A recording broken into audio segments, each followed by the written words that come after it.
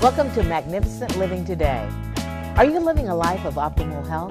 Do you want to make changes in your life? Do you need help setting and achieving goals? Are you ready to reform and reshape your mind, body, and spirit? Are you looking for more balance in your life?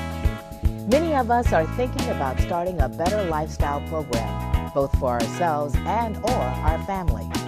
We all know how difficult it can be to motivate others when we ourselves are not motivated. Sometimes we all need a little help reaching our goals, and that's why Magnificent Living Today is here for you.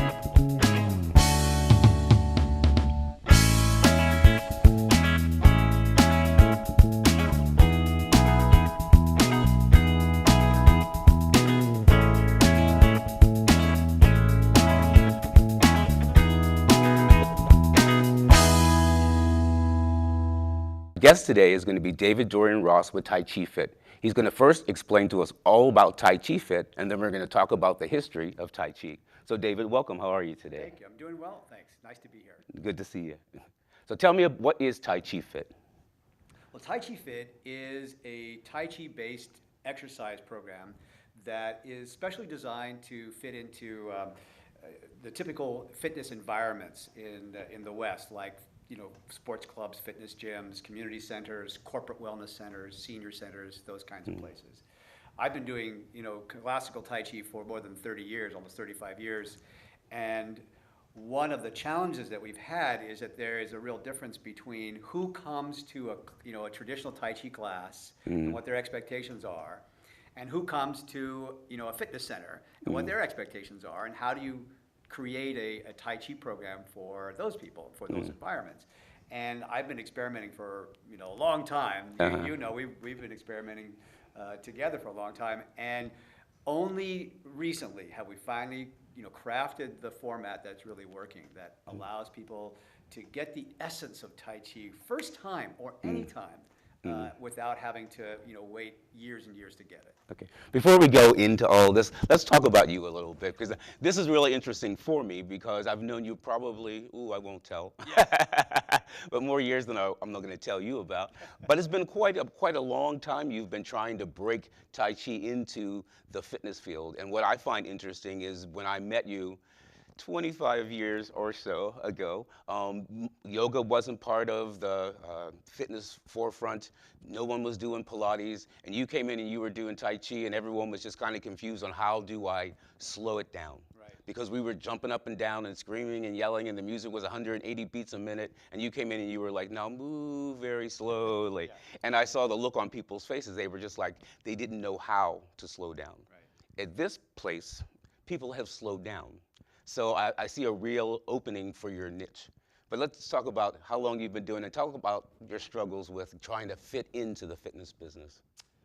Well, I started Tai Chi, 35 years or so ago, and I actually started working in fitness right around the same time, because my first Tai Chi taste was a life-changing experience. I mean, my first class, my first day of Tai Chi, literally I went home that night, changed where I was living, changed what I was eating, changed my major in college, just overnight.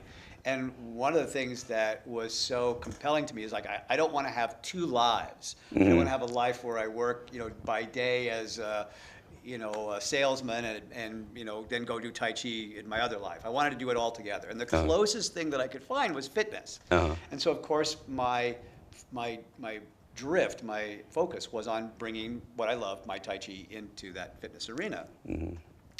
And it has been challenging because of the structure of what fitness is like. Like you said, there's a lot of it that's still going on. It's 180 beats per minute, and no pain, no gain. And if you're not sweating, you're not doing, kind of thing. So how do we create something or bring something that keeps people engaged and entertained, that they find the value of what they're looking for? I mean, they're, God bless them, they're paying money to try to do self-care, and I want to bring something to them that they will find value in. I personally know that Tai Chi is like the greatest thing since sliced bread, but you can't tell somebody that. You have to let them find it out for themselves. Yeah. So a great portion of the struggle has been that Tai Chi classically is based around a set number of movements, a choreographed routine that's standardized. So it has, 10 moves or 24 moves or 108 moves, And then to learn it, what you're basically doing is learning all those moves, which means it has a definite beginning, middle, and end. And in order to take the class, you have to start at the beginning, go through the middle, and get to the end. And here's the thing about fitness clubs, you have 20 people that start out at the beginning, and you have 2 people that start at the end. And no fitness general manager is going to let you keep the class with 2 people in it. Right, exactly. So for years, we've kind of struggled with, all right, so how do we get around that, get past that? How do we let somebody take a class, then go away on vacation for a month, come back to class, and not miss a beat? Right. Right? So those are some of the challenges that we've had. And it's like, Mark Twain said, how do you get to be a master captain on the riverboat? You hit every snag and run on every sandbar that there is, and then you're a master. So, I've made all the mistakes that I could possibly make and tried all the different variations of the class I could possibly try until finally we've come up with something that's really working. So now you got a program that's going to work. Yes. Yeah, so we're looking forward to seeing a little bit of the program. So later on in the show, we are going to do a few exercises from the program so we can get familiar with it. So you tell me a little bit about the history of Tai Chi, because I know it's vast and it's from a long time ago. Yeah. Well, okay, I'll try to make this as compact as possible, the Reader's Digest version. Okay. So you can look at both history and fairy tale. There's lots of folklore about Tai I like Chi. the fairy tale the Like best. the fairy tale one. Okay. So there's a story about the theoretical, the mythological inventor of Tai Chi, a guy named Zhang Sanfeng. So Zhang Sanfeng is hanging out in a monastery at the top of a tall mountain. He's living in a place called Wudong Mountain with a bunch of Taoist monks. And, he checks in, he gets a room there, he's, on a retreat, so to speak. And he wakes up one morning and he hears this loud noise out in the courtyard outside his window. And I can really relate to this because living in California, every Sunday morning I get leaf blowers outside the window. And I'm like, ah! So Not on Sunday. Not on Sunday. That's exactly. So at the temple, really? So this is how I imagine Zhang Sanfeng. He wakes up and he's got all this noise out there. And he looks out his window, and in the courtyard below is a snake and a crane fighting. And the snake, is coiling around, and the crane is standing there, and the crane is trying to bite the snake. So his beak goes, bite, stab, stab. And the snake is like coiling around, going, you missed me. Like, couldn't hit me. And then the snake is trying to strike the crane. So he reaches out and tries to bite him. And the crane gets up on one foot and goes, just feathers, man, you missed me. And Zhang Sanfeng is watching this whole thing, and he has this epiphany that he's seeing the dance of the balance of nature, that nature is both circular and coiling, and it's also linear and direct. But it is the combination of the two that is important to bring life forth. And so he creates, a dance based on the snake and the crane, and that dance is infused with martial arts and with philosophy and with health benefits, and it creates Tai Chi. So is Tai Chi a martial art? Tai Chi is a martial art. This is one of the unique things about Tai Chi. So, you see all these really lovely movements of something called play the pipa, which is like a guitar, like a lute, right? And so, that's so beautiful. It has such a lovely name, and it's sweeping. Well, this is like I'm breaking somebody's arm. This is a a joint lock to immobilize somebody and then kind of break the arm. Very spiritual. In a spiritual way. Well, what this does is it does 2 things. One is it provides, 3 things. Well, one thing, it's very effective. It's effective as a martial art, and so historically, many people use it just in the same way they use other forms of kung fu or self-defense. The second thing is it provides a way for you to focus. So in the mind-body arts, we talk a lot about intention and mindfulness, which means that you have to have something to send the mind towards, like the Zen meditator who focuses on a mandala or a candle or a single point, right? So I focus on the practical application of the movement. Every time I do play the pipa, I can visualize another body, and here's where the elbow would go, and here's where the wrist would go, and here is the application of leverage, and so it gives me that focus. And finally, it also provides a metaphor. So as I play my Tai Chi every single day, the real struggle we have in life is not with somebody or something out there, but rather what's in here. And so I become a warrior so that every step of my life, every motion in my world becomes a statement about who I am and what I believe in, and I am really committed to it and not just kind of playing. Right. So although it's a martial art, it's not a fighting martial art. Depends on how you want to use it. There are plenty of people who use it as a fighting martial art. Oh, really? The most popular style of Tai Chi is called Yang style, and it was invented or developed by Mr. Yang, a guy named Yang Luchan. Now, Yang Luchan, at one time, if you look at pictures of him, by the way, he looks like this little skinny guy, but he traveled all around China competing in full contact martial arts tournaments. This is right around 1800, right around the end of the 18th century, beginning of the 19th century. And he was undefeated amongst all of the styles of Kung Fu. And he developed this nickname called Yang the Unbeatable. So it's definitely a martial art. Oh, cool. So how does Tai Chi and Taijifit fit together? I mean, where's the union of those two? So the movements of Taijifit are based on all the movements of classical Tai Chi. And here's the thing. So at the essence of classical Tai Chi, even if you're using it for martial art, is the idea that when you are in complete harmony, in complete balance, there is a flow that you have in life, right? That you move through space, like water. That the interactions that you have in life have no struggle to them. So relationships have no struggle. Business and work has no struggle. You're just flowing, right?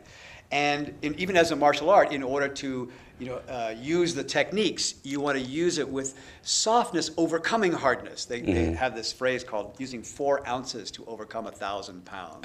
Nice. So what's the essence of that? The essence of that is this idea of flow. So Taijifit is based using Tai Chi movements, leading people in a class into a state of flow so they can feel what that's like. And the longer that they stay in that state, the more their bodies and their minds and their whole lives begin to change in that direction. And Qigong and Tai Chi? Qigong, I get this question asked all the time. So Qigong and Tai Chi are related in the same way that Kleenex and tissue are related. Right? So all Kleenex is tissue. Right. But not all tissue is Kleenex. Right. So all Tai Chi is Qigong, but not all Qigong is Tai Chi. So Qigong is sort of an umbrella term. It means energy work.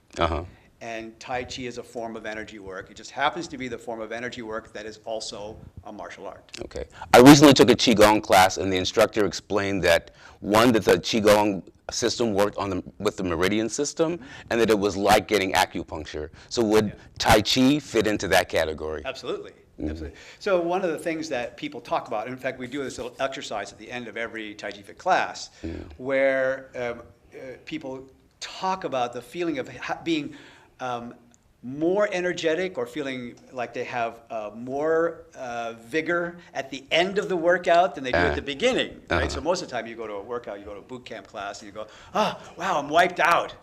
In Taijifit, it's the opposite. You say, wow, I have more energy now than I did when I started. Still sweat, still moved, still worked out everything, but now I actually have got the acupuncture. The chi is flowing. The Qigong class really surprised me because we barely moved, and I was sweating, and I'm thinking, this is incredible to me because I thought I had to make gross movements at least to sweat, but we were barely moving, but I really got my sweat on. So I really enjoyed it, and I really enjoyed the feeling afterwards, because what I loved about it is I felt great afterwards, but it wasn't just then. It lasted throughout the rest of the day. The rest of the day I was just flowing. I was like, this is great. I hope Taijifit is going to do this for me, because if I could feel like this every day, I'm in. So absolutely a wonderful thing. So I know you talked about one family of Tai Chi. I know there are five different families in Tai Chi. So tell me about them. Well, I can't tell you a lot about all of them because I only practice 2 or 3 or 4, 2 or 3. So classically speaking, there are 5 major families of Tai Chi. And by families, it means that they are named after people. Uh-huh. They're named after guys, all men. So the names of the 5 families are the Chen, the Yang. There's 2 Wu styles, Wu and Wu. Wu and Wu? Yes, it sounds different in Chinese, I just have to say. And written differently. And then the Sun style. So basically that means Mr. Chen, Mr. Yang, Mr. Wu, Mr. Wu, and Mr. Sun. Those are the guys. And historically, Chen style is thought to be the oldest. When you watch it, you can see the most obvious expression of the martial arts in it, a little bit deeper and more vigorous. And then the other styles are sort of derivative. Yang style came next, and then the Wu style studied from Mr. Yang, and then the Sun style looked at all of them, the Wu style and the Chen style and the Yang style, plus some other internal martial arts, Bagua and Xingyi, and other fancy Chinese words, and put them all together to create a new style. It's kind of the youngest of all the Tai Chi styles, about 100 or so years old, very, very young. Okay, all right. And Taijifit will be the 6th style. The Ross style. You're going to have to find a Chinese name for that. Lo. Actually, my Chinese name is Lo. Lo? Lo style. Okay, well, great. We're going to take a little break right here, and we're going to be right back. Don't go anywhere.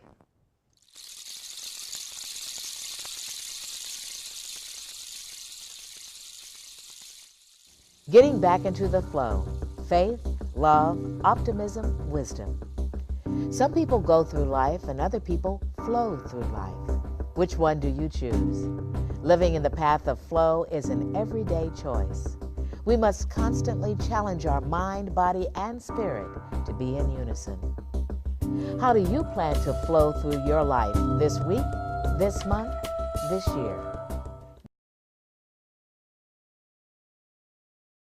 Okay, welcome back. Now we're here, and we're going to talk first about how to pronounce Tai Chi, Tai Chi. I've heard it pronounced a lot of different ways, and I've heard a lot of derivatives of Tai Chi. So it is kind of confusing for a couple reasons. One is that you see it spelled so many different ways, and the way that you read how it's spelled can be really confusing, because the way it's really spelled is horizontal line, vertical line with a hook, or a sweep. Yeah, right. Yeah, that's how you really right. write it. So it is a transliteration into the English alphabet. In Chinese, the way that you pronounce what we say Tai Chi is Taiji, Taiji, and it's almost like gee whiz, Taiji, and it kind of floats up, Ji. The way Valley girls talk, Ji. So that's how you actually are supposed to pronounce it. And years ago, some professors from Yale University went to China, and they were trying to figure out how are we going to represent Chinese sounds in the English alphabet. And so they came up with a system called the Wade-Giles or Yale system. And what that looks like when you read Tai Chi is T apostrophe A-I-C-H-I. But it was always supposed to sound Tai Chi just the same way. But you and I read that, and it was like, oh, Tai Chi. And so for a generation or so, people have just got it wrong, not understanding.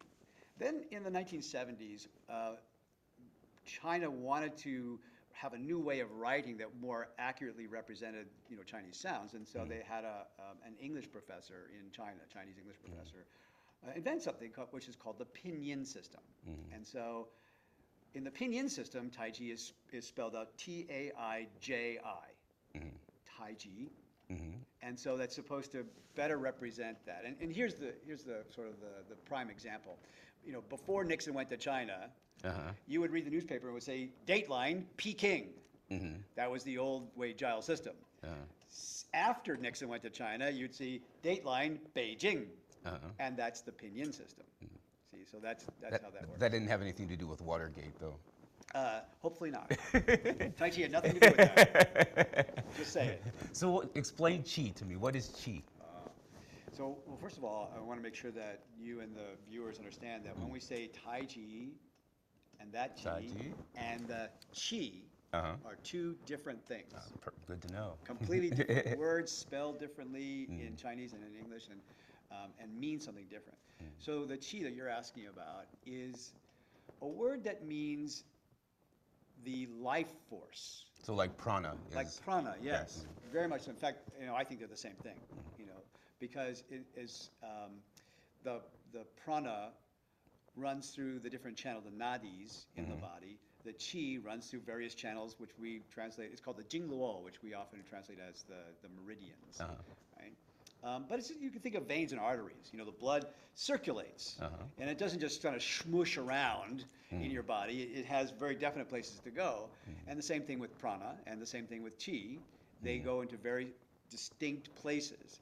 And when you go get acupuncture, what the acupuncturist knows is exactly where the junction is of one of those meridians. He says, oh, this is the place where we need to put the needle in. Right? He's not just like randomly going, let me just guess. Let's hope not. Let's hope not. So in Chinese medicine, the definition of great health is the free and harmonious and uninhibited circulation of qi. But what happens is, life. Life happens, and so the qi gets blocked, or the qi stops moving, qi stops flowing, and that is what is at the basis of all diagnoses of ill health, chronic pain, aging, and eventually death. And that's so relevant, because when the qi stops flowing, life stops occurring. Right. And it's not only spiritually, it's economically in your life. Right. So a lot of times when people run into those blocks in their life, what they really need to find is they need to get their flow back. They need to get their qi on.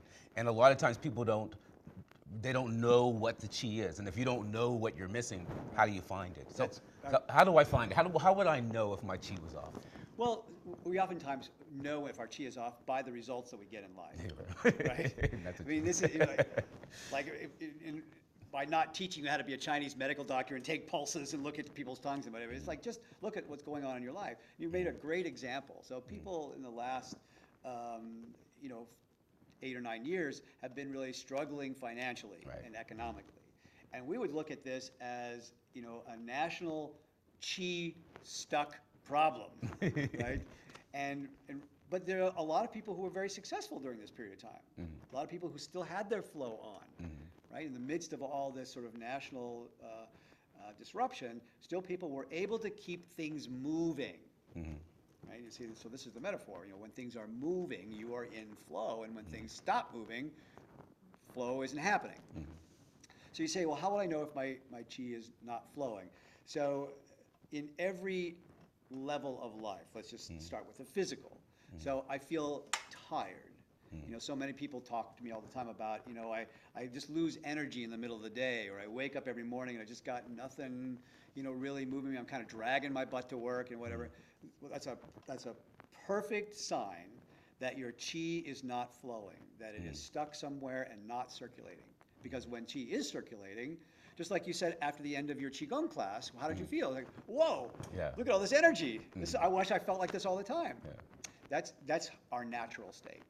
I have a 5-year-old daughter, and she's in that natural state all the time, right? Because she's had no life to disrupt her qi flow. Right. So everything is working for her. Isn't it life through a child's eyes? When you look at a child, you realize that this is what we actually should be working to achieve. That's right. Because they are problem-free, carefree. Life stacks all this stuff on us, and then we let that accumulate, and we call that growing up or becoming an adult. Yeah. And sometimes becoming an adult only means being stress-driven and losing your qi altogether. And kids, they never even think about it. They wake up in the morning, from the second they wake up, they go and their qi is on, and you are like, can you please turn that qi off and go to bed at the end? I mean, their qi just is endless. It's endless. Yeah. So. And that is our natural state. That's our natural birthright. And you're right. I think we think of growing up as being something desirable, but in the Tao Te Ching it says you should become as the uncarved block. Right. Meaning being like a kid. Growing up or becoming an adult means we should gain wisdom that guides that much energy. It's like, so what good is one without the other? So if you have all the energy but no wisdom, then you're a child. Right. But if you have all the wisdom but no energy, like, who cares? Yeah. What are you going to do with it? And the ability, I'm writing a book right now, 21 Steps to Magnificent Living, and one of the steps is being childlike. And being childlike is being able to open up your mind to the possibilities, because your whole life people keep telling you, grow up. stop daydreaming. When we stop daydreaming, we stop living. Daydreaming is the essence of life. And I think that that's why Qi and flow are so important, because they belong in the essence of life. And when people realize that this is not something that you can get in a bottle, it's not something that you can buy at the store, it's not something that you can steal from somebody else. Right. It's something that lives inside of you that you have to discover. Right. And we used to know it, we used to be kids. So I think we need to start working backwards a little bit in our emotional space, and I think that this Tai Chi is really going to help us get there. I think so too. One of the things that we do as Tai Chi teachers, and particularly in this format of Taijifit, is really about helping people get out of their own way, right? I can slip past, under, around all those blocks that have been built up, and slide into that state like you were when you were a child, and find your flow again. And it's like, so I'm not really teaching you anything new. I'm not putting anything new on you. I can't sell it to you in a bottle because you already own it. Oh, right, exactly. But I'm just helping you, unlock what's naturally yours. And we were talking about that yesterday, about how the trends in fitness tend to take you sailing through the air and upside down on your head, and that's not the way we came into this earth. We were supposed to be grounded. I mean, that's the beauty of any mind-body exercise that I've done, is the grounding and the being consistent, the being connected, the connectivity of the exercise. Yeah. Different than aerobics, where your energy stops and stops and stops.